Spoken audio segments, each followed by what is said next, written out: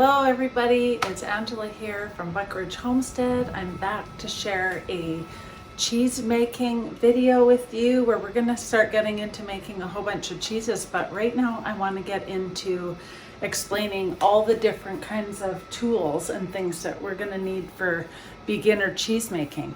Now, I am not an expert, but I have had some success in making a fair bit of different kinds of cheeses, and so I want to share that if I can do it, you can do it. It's that easy. You just have to have a little bit of patience and a few ingredients, but once you get these ingredients, you have them for a while and you can continue to make different kinds of cheeses because the supplies last a long time. And you can kind of be creative as well with what kind of molds you find or make. You don't have to buy a lot of fancy things. You can come up with some ideas for cheese presses and different things all by yourself. That's when we get to making cheddar cheese, which we're going to do first. So in another video I shared with you a really beautiful soft cheese that was like a herb and garlic Boursin style cheese that you can get at the grocery store. It's spreadable. That's super easy. That was just a really quick and easy one you can make in one night. That was wonderful for hostess gifts and stuff. But let's get into it more of the next stage, cheese making. So I'm going to show you all the supplies that I have and things you can use, and then you can see what you have, gather your supplies, and then we're going to be getting ready to make cheese in our next video. Okay, so the first thing that we need to do is you need to have a stock pot. So this is the one that I use. It's a standard pot that fits exactly 1 gallon of milk. Now, if I want to make a double batch of any kind of the cheese, I use this great big stock pot, super heavy bottom, beautiful lid. And I love this pot. It says Starfit. I got this at Walmart for I think 50 bucks, and it's so heavy. I haven't had anything burn in it or anything. I just love it. So pots, good pots with lids, preferably stainless, so that you can whisk things and not pots with weird coatings on them. The next thing that we're going to need is some different size bowls because we're going to be straining and draining our whey and stuff off the cheese as we go. Oh, I just realized I have one more strainer that works really handy, and that's this one. It doesn't look that big, but you can line this with cheesecloth and it comes in really handy to strain small batches or use after once your cheese has been pressed a little bit. Okay, so the next thing we need is simply a nice wooden spoon, something that's not going to scratch anything, a spatula for going around the edges of our curd, a whisk. These kinds of things every baker has in their house, so I'm sure that you have it. A nice sharp knife. If you don't have a curd knife, I've never had one. This one works just fine. I can get into my pot all the way to the bottom. And this is just a regular Legostina kitchen knife, but the longest kitchen knife you have or something really flat and long works fantastic, like a long cake icing spreader even. And then we have some slotted spoons. You only need one, but depending on how big of a batch you make, these come in really, really, really handy, especially when we're going to be making cheddar and we need to stir for quite a while really gently. Those are really great to have. Then regular measuring spoons and regular measuring cups, all different sizes, because we're going to be doing lots of awesome recipes here soon. So far so easy. Okay, the next thing is, now I have just boiled this cheesecloth because I had made a beautiful cheddar last night, and I reuse all my cheesecloth. Do not throw it away and buy more every time. You don't need to.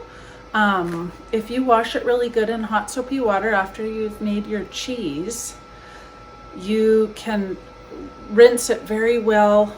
And then what you do is you boil it, and you boil that for 20 minutes or so, and then you take it out, let it cool. I have to wring this all out. It's a whole bunch of different pieces, and then I just let them air dry till I make my next batch. And this is the beautiful one that I made yesterday, and look at this cheese. This is the cheddar cheese that we're going to make. Now, we can also make orange cheddar cheese soon as well. This one will be white cheddar. But you can feel how nice and firm that is. It's going to be great. So this is just sitting out because it needs to sit out for a couple days to cure. Okay, so we've got our bowls, spoons, knives, utensils, pots. Now we'll just end up needing a plain plate when it comes to the time to press. Now this is a small, oh, it's dripping because I just washed it, but this is a small cheese press. Now it's got holes in the bottom. Oh, it's really dripping. Get that off. It's got holes in the bottom, not on the side, and you can press. But a lot of the cheese, the molds you can use still have holes on the side. I also want to share with you one that I kind of custom designed for making feta that I just made from dollar store baskets and lined with this plain old drawer liner, but the drawer liner has very, very fine holes. And so all I have is 2 of the same ones. Now, if they had a finer mesh one, I would have got that one. But I'm going to show you when we make feta cheese how you can make things simple from home with cheap tools. Okay, one more tool that's critically important. The other thing that's critical that you're going to need is a thermometer. So I'm going to just show you these most common thermometers and which ones to use and not to use. So the first one I have is, let me show you the one I'm going to be using. This is a digital thermometer. It goes exactly precise to Celsius and Fahrenheit. Okay, I have other thermometers that I have used before I got that one, that it worked, but I wouldn't use them anymore now that I have the digital. But you can see that these 2 thermometers, this one's like for cooking meat and coming to temperature. Now this only has increments of 10 degrees, so that won't do. That's way too vague because we're going to need to be fairly precise. And then this one, it actually has a few more spots on it where you can see that it is more precise, but still not accurate enough. So these are no good. And also there's a candy thermometer, which they call. Now you can see in this one that the numbers start quite high. So there's not a low enough numbers on this one to use. So these are no good. So my best suggestion to you is to get a digital thermometer, because then you're going to be very accurate when you go to make cheese. So that's what I have found the best. Oh, I also have this other one, digital one. This one, the battery died, but same thing. And it's really nice. You can put it through here, lean this on the jar, and walk away. So these are really handy, but again, this one needs a battery, a new battery, but I do like to have an extra one on hand just in case. So that's a for sure. That is, okay, that is the cheese press. Now, this is a beautiful cheese press that my hubby made me, and you put the cheese mold on this press, and as you go down, you tighten the wing nuts here, and it adds more and more and more and more weight, and it's quite simple to use, and you can clean it and rinse it in the sink really easy. But you could use anything. I've heard of people using buckets with weights on them. I've seen people do put cutting boards on top of each other with weights on it, or a heavy thing put on top of it.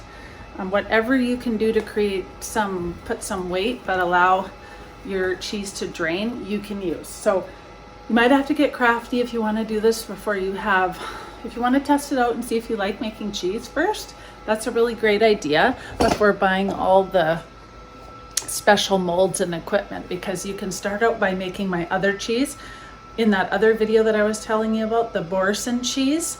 And that's just a simple cheese you can make in an hour and have ready and try it. And if you make that, you're going to get hooked and want to make more cheeses.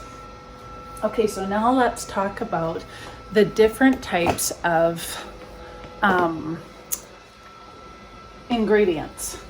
So some standard things that you might want to buy are rennet. Now I have liquid rennet and tablet rennet, and it looks something like this, and most of the time you're only using half a tablet or a quarter tablet depending on the batch that you use. Cheese does double well, so if you have lots of milk or you have a cow with lots of extra milk and you want to make lots of cheese, then you'd use more of this rennet. So, and then you're going to store this in the freezer. You're going to leave it in there until you use it, because rennet apparently goes bad if left out at room temperature. So I just took this out to show you, but I'll be putting it back in the freezer.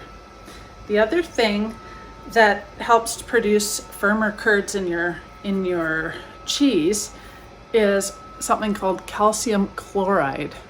It's just a clear solution. You can get this on Amazon or any cheese making supply, and we'll be using that in almost every recipe. So that's something, and same with the rennet, in every recipe for the kind of cheeses that we're going to make. You can also, I forgot to mention, you can get vegetable rennet or animal rennet.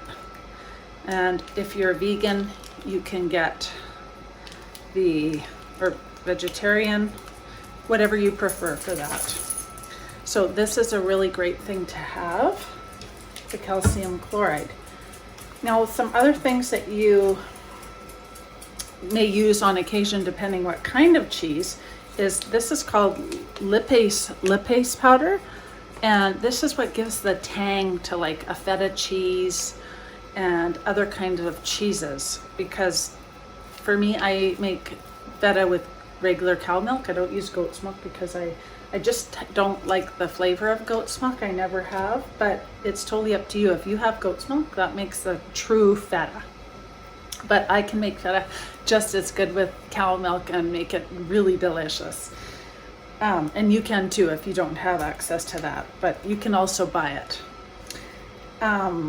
Next up is citric acid.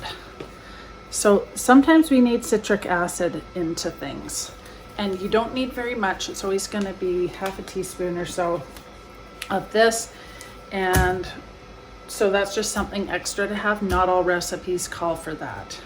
And then there's something called, this is a thermophile fermenting cheese powder the culture that you would use, or you can use a mesophilic culture. The mesophilic culture is much more common and uses in more cheese, common making cheese. So that's something that is critical to make unless you want to make your own culture homemade without any of having to buy this. Now that's what I'm going to show you in this video. We're going to make cheddar cheese with making our own homemade culture. And so that's going to be really fun. And if you have raw milk or buttermilk and things on hand, it's really great. So the other thing is that even with all these ingredients, I just want to say that you can use raw milk, like from your cow or whatever, or you can use bought milk. So you can still make this with purchased milk, as long as it's not ultra pasteurized. It can still be regular pasteurized, just not ultra, or it will not set up no matter what.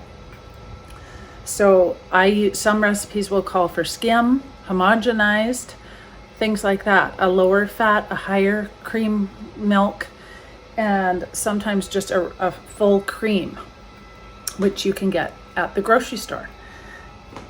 So I hope that you're feeling that you can try this out and that you probably will be able to do it, because there's just lots of common ingredients. So I hope that that doesn't scare you away and you're willing to give this a try. So we're going to come back in the next video and start by making cheddar cheese. Look how good that looks. Can't wait to bite into that one. Okay guys, you don't need much more. I don't think I forgot too much more, but if I did, we will tackle it as we go. I think that that's everything today. I have a few more things that I have that are special, like you can get annatto cheese coloring to make orange cheddar cheese and things like that, but I want to show you how to make it first with just simple ingredients and stuff that you have probably, and with only a couple things that you may need to purchase. So let's get started making our first cheese. So I just want to say, check out the next video in the series of cheese making, and our first one we will start with, actually our second, because we already made the Boursin soft cheese, and now we're going to start on the cheddar. So see you there.